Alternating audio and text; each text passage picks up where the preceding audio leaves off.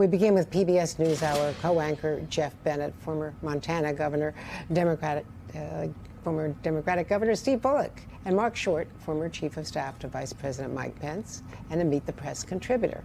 So, Jeff Bennett, clearly the campaign has polling indicating they have a problem with male voters, particularly young black men. Can Barack Obama overcome that seeming reluctance, according to the polls, to vote for a woman?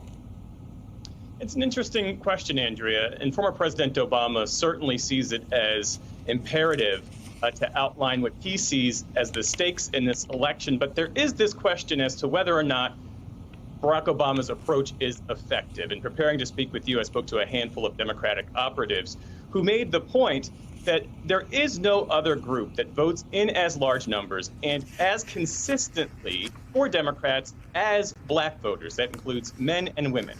It wasn't black men who delivered Donald Trump the White House in 2016. And if Donald Trump wins again in November, that will not be the results of the vote delivered by black men. If Barack Obama wants to separate and castigate voters based on race and gender, he could make that argument to white women. It was white women who put Donald Trump over the top back in 2016.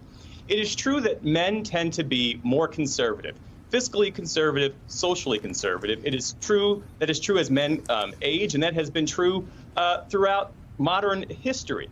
So to suggest that somehow black men have a different imperative than any other part of the electorate strikes some as unfair. Notably, when Kamala Harris has been on the receiving end of this question about what is she going to do to make sure that she can win the votes of black men, she makes the case that black men are like any other group of voters and that she has to earn their vote. And that is what the campaign says she is aiming to do. Later this week, she's going to sit down with Charlemagne, who is a popular radio DJ who has carriage in 150 plus markets in battleground states. It's going to be a radio town hall, and she will take calls from voters, majority of whom will happen to be black. And so that is how you do it. The campaign has raised, what, $1 billion?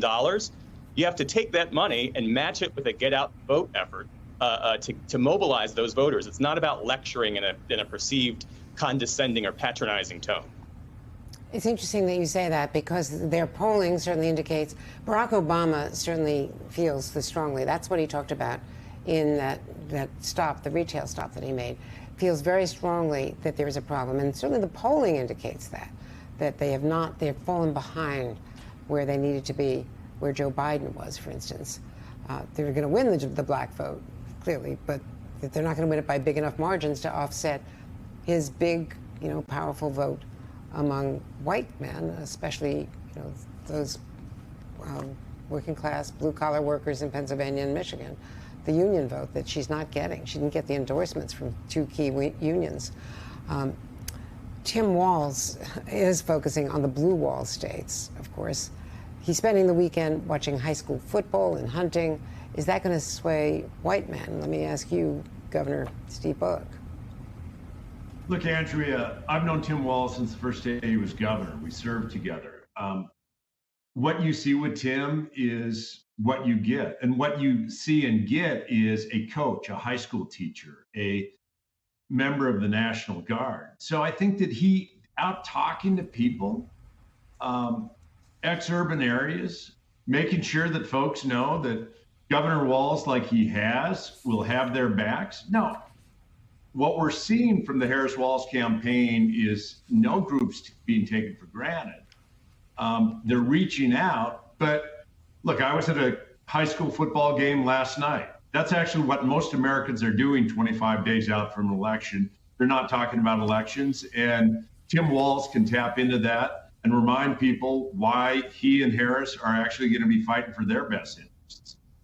And according to their own polling and a lot of other polling, Harris is 14 points behind among white men. In your state, it's key to the party holding the Senate. John Tester doing better than Harris in increasingly red state. He's still down by around 7 or 8 points behind Republican Tim Sheehy.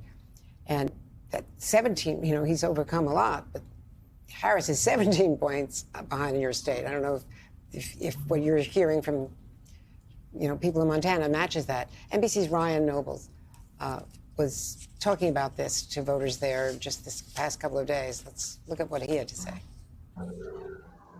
How do you separate yourself from national Democrats, Kamala Harris in particular? Look, I've got my own brand here in the state, and it's different than the national Democrats. I would have never been elected the first time or any of the other times if it had been the same as a national Democrat. I'm a person who believes in small business. I believe in family farm agriculture. I believe in the working man, and I believe that those are the kind of public education. Those are the kind of things that help build this country.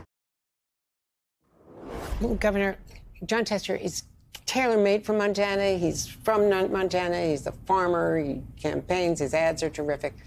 How does he overcome the disadvantage that Harris has in Montana? Yeah, a couple different things. First of all, when I saw that poll yesterday, that's not what I'm seeing on the ground. Second, don't forget, when I got reelected in 2016, Trump won by 20, I won by 4. Third, Montana is still a place where people talking to people makes a difference. I've known Jon Tester since his first day as a state senator. He hasn't changed. And be it MSNBC, CNN, or anyone else, you won't even get to talk to Tim Sheehy because he's actually afraid of talking to the media. And what I'm seeing over this last 25 days is Jon Tester's everywhere. This dirt farmer is reminding people that he's going to fight for their best interests. And that's how we win in Montana. That's how John's always won, and that's how we'll win 25 days from now. And Mark Short, let me bring you in here because Donald Trump was in Detroit speaking to the Economic Club of Detroit. And let me play, I think you know what's coming. Yeah. What do you have to say? Sitting in Detroit, Michigan, which is really a very important state for both he and Kamala Harris. Let's watch. The whole country is going to be like, you want to know the truth? It'll be like Detroit. Our whole country will end up being like Detroit if she's your president. You're going to have a mess on your hands. That didn't go over so well. There are two choices here. It was deliberate because he says this often. He talks about Detroit. He talks about Philadelphia. Critics have said he's talking about big urban cities that are predominantly black. So he's making a racial point here. Or he didn't know where he was. Either way, it's not a great look. I don't know that he's making a racial point, Andrea. I think that a large part of his campaign has been talking about crime in interstates of America, talking about immigration challenges. I do think, though, that honestly, that the top issues in our country are border security and the economy. Going to the Detroit Economic Club is a great place to talk about your economic vision. And statements like that can get you off message. And so as opposed to the media talking about his economic plan, you're now talking about what he said about Detroit. I do think that, look, the reality is that this should be a landslide election for Republicans when the top issues for most of voters are border security and the economy, inflation. And I think that, rising chaos in the Middle East as well benefits Trump politically. But Republicans are underperforming. And so if he stuck to those issues, I think it would be better for the Republican Party. I wanted to play one other soundbite from Barack Obama, where he was, again, this was in Pittsburgh, trying to appeal to men. See how it lands with you. I remember buying diapers. I remember the first time I went in the store, right after Malia was born. I was like, what? That's how much diapers cost? I remember changing diapers. You think Donald Trump ever changed the diaper? So he's talking about the economy. He's talking about inflation. The audience loved that, by the way. Just saying we cut off the laughter there. Look, I think Barack Obama is a very effective surrogate for the Harris campaign.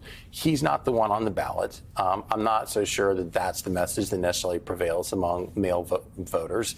But I think he is an effective surrogate for them. I know he'll be campaigning across the country elsewhere. There's no doubt that this election is going to have the bigger gender divide than ever before.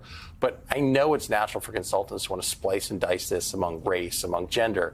I still think it's better if candidates are talking about what is it we're going to do to solve the border crisis? What are we going to do to solve the economic crisis?